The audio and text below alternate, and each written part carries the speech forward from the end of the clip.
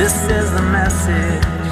This is the message we've heard from him and proclaim to you that God is light, and in him is no darkness at all. God is light, and in him is no darkness at all.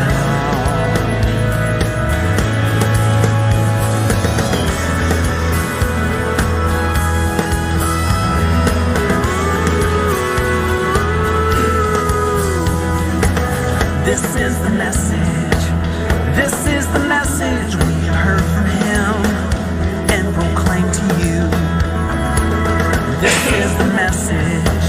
This is the message we have heard from him and proclaim to you that God is light, and in him is no darkness at all.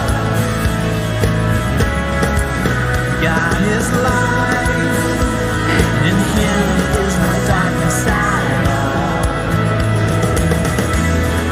God is light, God is light, yeah! Okay, good morning everyone. Good morning everyone here in the church. Come and join us. And good morning to the guys watching on Zoom, on Facebook, on YouTube, and to the guys catching up at any time in the week. It's always a pleasure to have you here, isn't it just? Everyone's saying yes in case the microphones aren't picking it up, by the way. It's really good to see you all. What we're going to do this morning, we're going to have a couple of songs and then I'm going to give a short sermon. We'll try to get to as close to 11 o'clock as possible, and we're going to join with churches across the UK while we all do the remembrance, and we'll have 2 minutes silence. After which we'll have a hymn, and the guys online will be able to see the hymn, and then the service will stop shortly after that for them. And for everyone else here in the church, we'll just continue to worship. Are you okay? Good, let's all stand together. I'm joined this morning with Chris. He can't hear you, just get headphones in. You can say whatever you want about him, yeah.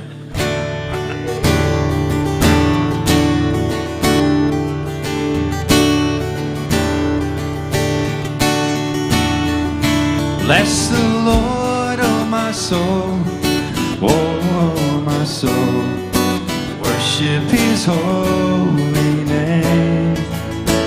Sing like never before, oh my soul, I'll worship your holy name.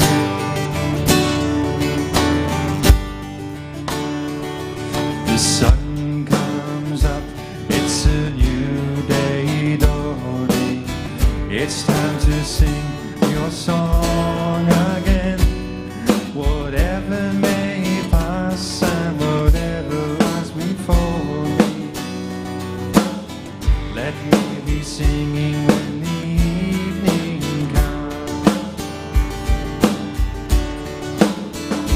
Bless the Lord, oh my soul, oh my soul, his holy name.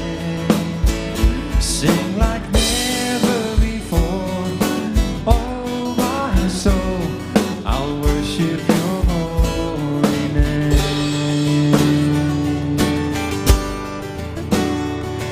You're rich in love and you're slow to anger. Your name is great and your heart is kind. For all your goodness I will keep on singing. 10,000 reasons for my heart to find. Bless the Lord, oh my soul, oh my soul, worship his holy name. Sing like never before, oh my soul, I'll worship your holy name.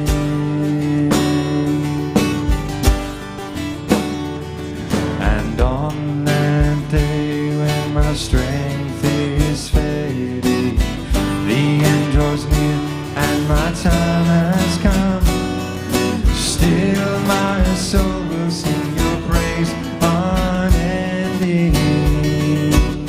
10,000 years and then forever.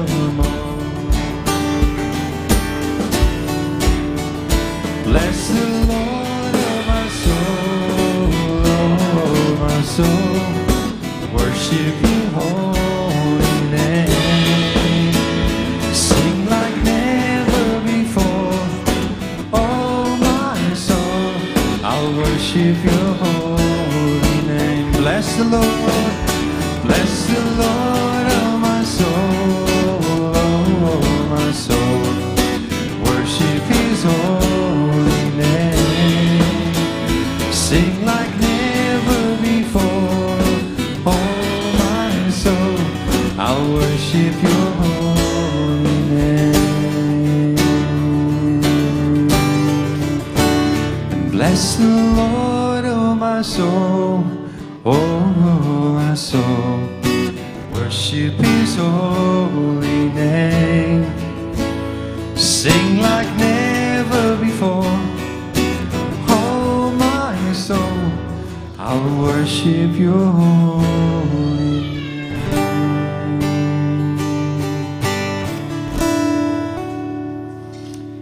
So Heavenly Father, as we worship You today, be glorified in this place, in our midst, in everything that we do, everything that we are about.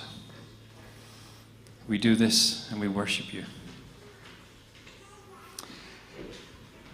Okay, got time. I'm going to actually teach you a new song. It's a new song to me because I only heard it yesterday. And it actually speaks quite a lot about what we've been looking at. You know, the greatest commandment is to love one another.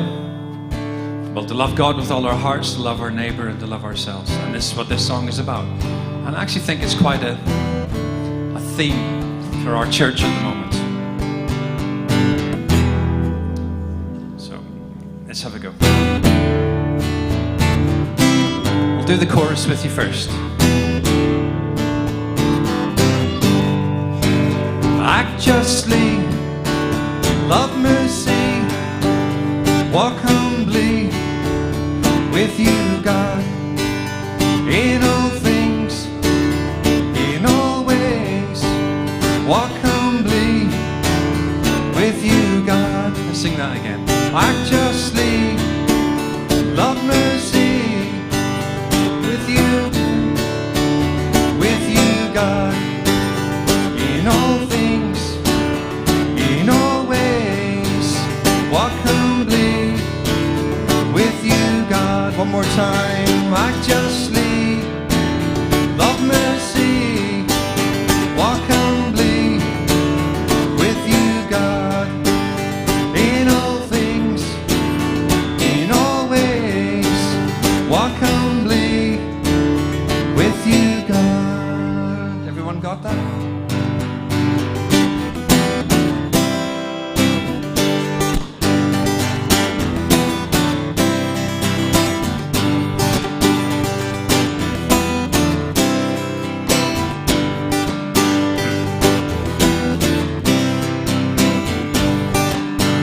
And it all comes down to this: what You require of me.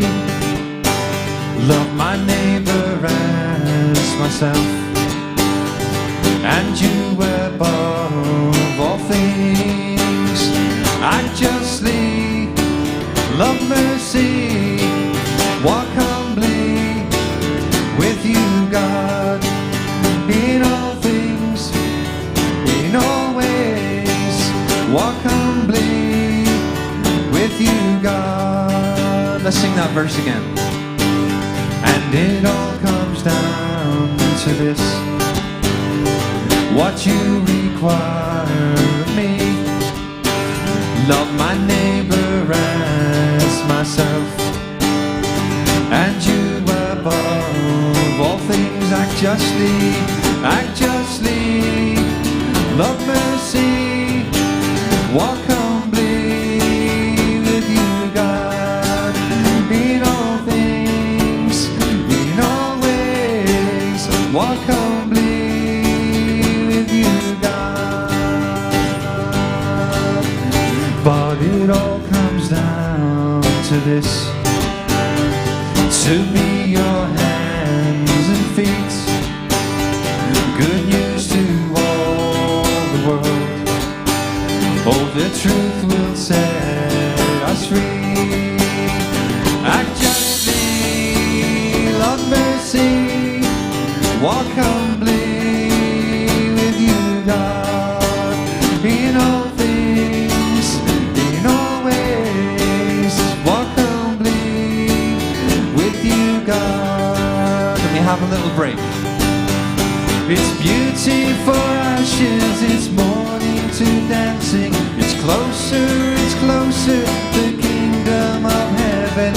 Beauty for ashes, it's mourning to dancing. It's closer, the kingdom of heaven.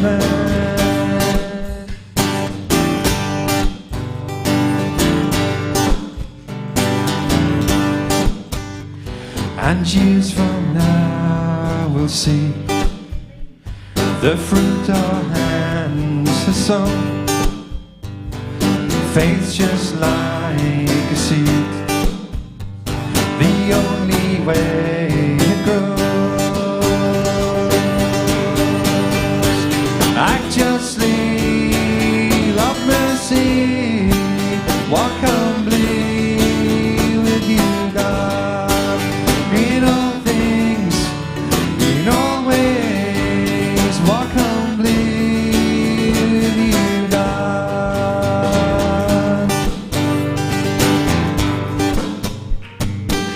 Feel free to clap if you got rhythm. Sing it again, and it all comes down to this. And it all comes down to this: what you require of me. Love my neighbor as myself, and you above all things. Act justly, love mercy, walk humbly with you, God. In all things, in all ways, walk humbly with you, God. But it all comes down to this: to be your hands and feet, good news to all the world. Oh, the truth will set us free. Act justly, love mercy, walk humbly with you, God. In all things, in all ways, walk humbly with you, God. It's beauty for ashes, it's mourning to dancing. It's closer, the kingdom of heaven. It's beauty for ashes, it's mourning to dancing. It's closer, the kingdom of heaven.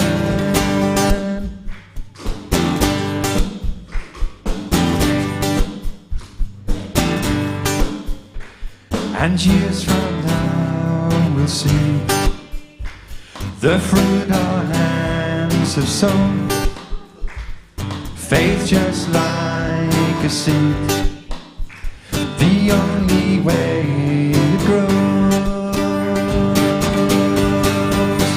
Act justly, love mercy, walk humbly with you, God. In all things, in all ways, walk humbly with you, God. Last time, act justly, love mercy, walk humbly with you, God. In all things, in all ways, walk humbly with you, God. Amen. Take your seats for a moment, guys.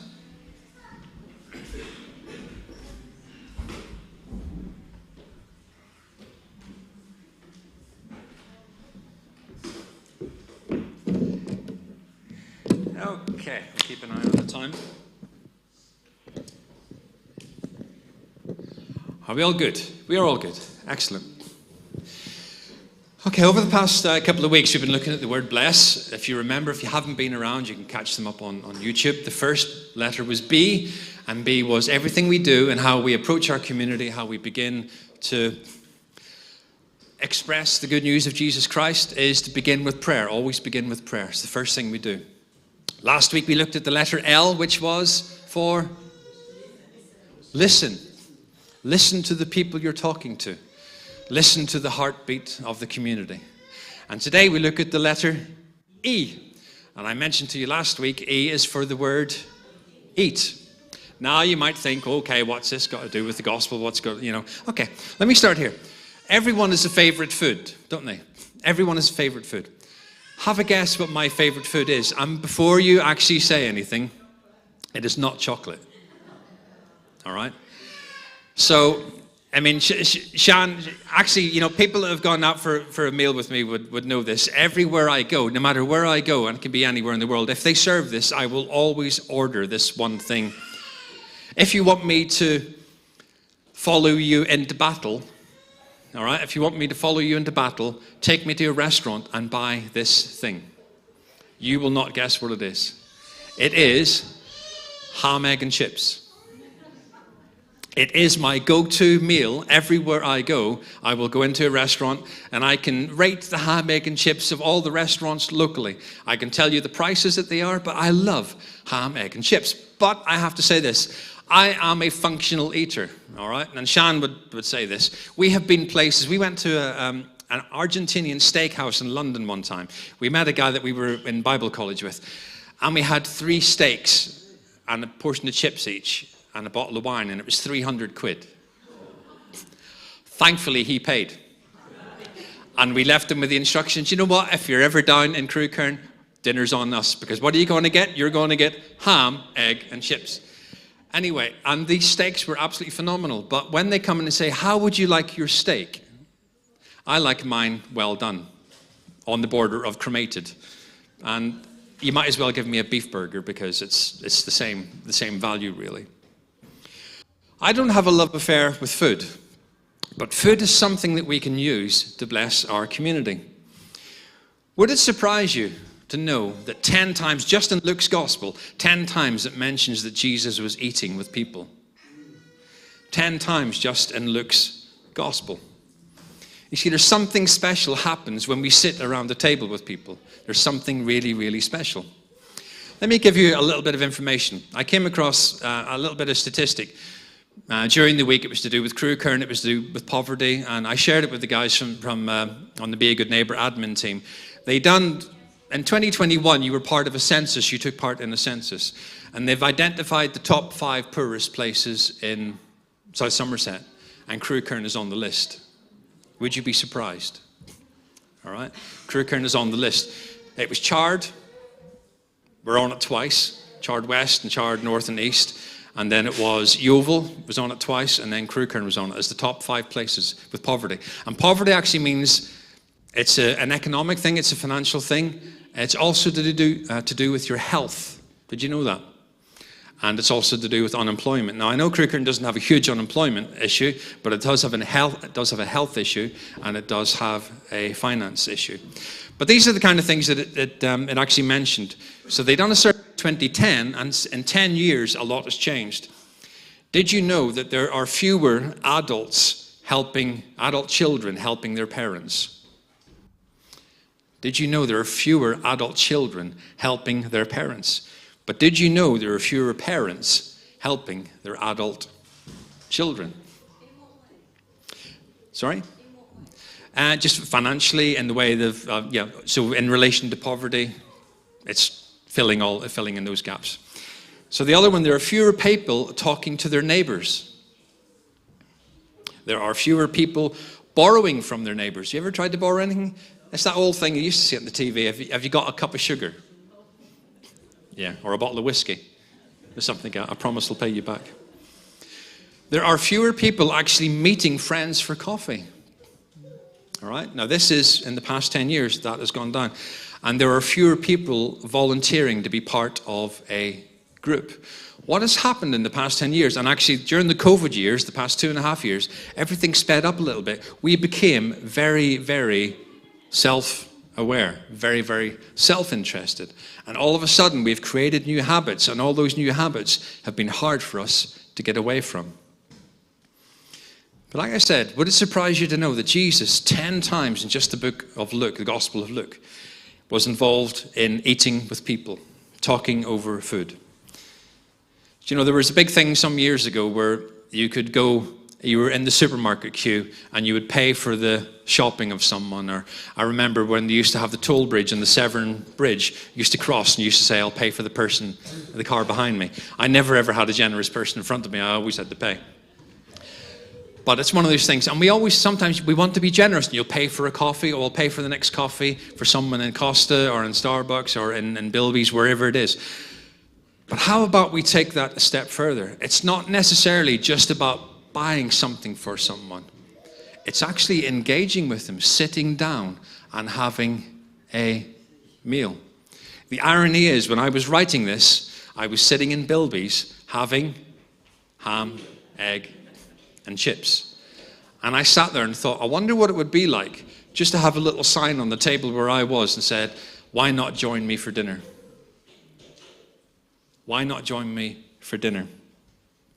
I love this story. As Jesus left Capernaum, he came upon a tax collecting station where a Jewish name named Matthew was collecting taxes for the Romans. Come follow me, Jesus said to him. And immediately Matthew jumped up and began to follow Jesus. Then Jesus went to Matthew's house and made himself at home. Many other tax collectors and outcasts of society were invited to eat with Jesus and his disciples. When the religious people seen what was happening, they were really cross, and they kept asking Jesus' disciples, why does Jesus eat with the lowlifes? When Jesus overheard this, he said, healthy people don't need a doctor, but sick people do. He then added, now you should go and study the meaning of this. I want you to show mercy, not just sacrifice. For I have come to invite the outcasts of society and sinners, not those who think they're already on the right path. Already. Jesus went to be with people. Now, you need to consider this as well, guys. Whoever you ate with in those days was important because it showed the class of people you were with. And Jesus, unfortunately, seemed to pick the wrong class of people. That's why Jesus became someone who's known as the friend of sinners, or someone the religious people said he's a glutton and a drunkard, simply because he was identifying with these kinds of people. Last week we had communion. But consider the Lord's table. Jesus had an incredible instruction for everyone to learn. And how did he do it? He gave them the example around food. After Jesus died and he was resurrected, the disciples were on the boat and Jesus was on the beach. This was one of the last occasions Jesus would see his own disciples. Surely you would think he's going to give them an incredible strategy for everything. What did he do? He made them breakfast. There's something about sitting and eating with people. There's a theologian called Henry Newen, and he says this: when we offer food for the body, we also offer friendship, conversation, and closeness. We offer ourselves. So here's the challenge, guys. How can we reverse the trend that is encouraging us to eat on our own and reverse that trend and be able to sit and eat with people? Because when we sit and eat with people, where's the best place to listen to someone? It's when you're sitting around the table talking to them. You talk about all kinds of things, don't you? So the challenge is, how can we reverse that trend? Well, we start with prayer, begin with prayer. We listen to the needs in the community. And perhaps if you're in a restaurant, talk to someone. A 70-year-old lady stood in the queue at McDonald's. She went for her breakfast. She got her breakfast, looked around at all the tables, and there was plenty of seats available. But there was a young man called Lewis, was sitting having his breakfast on his own. Lewis was about 25 years of age. And this lady went up to Lewis and said, do you mind if we can share breakfast together? Well, when someone asks you up like that, straight to you, it's quite hard to say no. She didn't have an appointment. He looked at her and went, okay. So she put her tray on the table. Lewis moved his food. And for 45 minutes, they talked. They talked about all kinds of stuff. They ended up talking about Jesus. They talked about politics. They talked about he was a single dad. They talked about his son. That story got repeated on national news in America. And it created a whole wave of people who would simply go into McDonald's and sit with someone and say, can I have breakfast with you? But what it took was someone, a lady in the church, to break the trend and say, can I sit with you? And before we stop for a moment, I'll quickly say this. I know you're going to have excuses, because I have excuses as well. My 3 favorite excuses are this: I don't like people in my home. Or that's usually because the room's untidy. I haven't done the dishes, or there's laundry everywhere, so on and so forth. Do you know what? I'm a terrible cook. Well, I don't mind cooking, actually.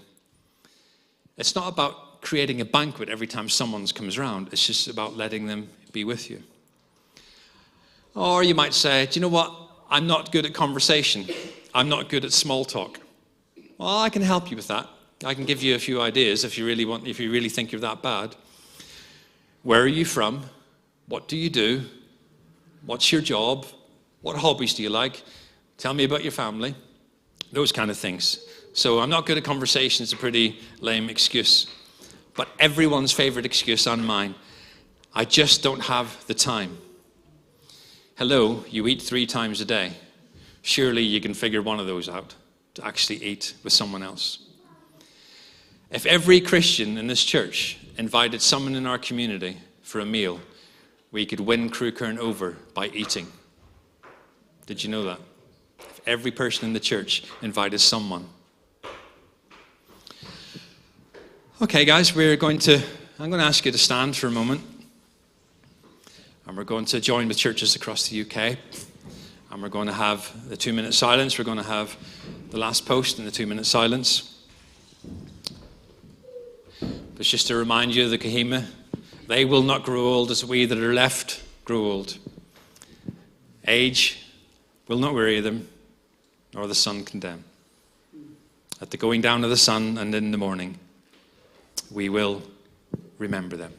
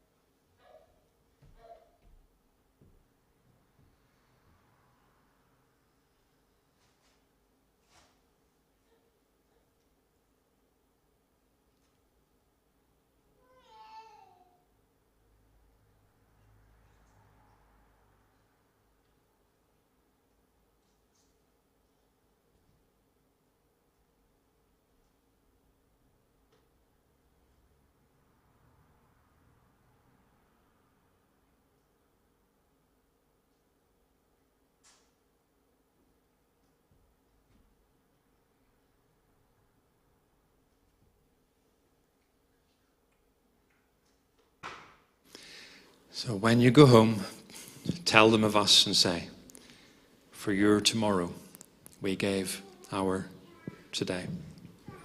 Thank you. Please take your seats.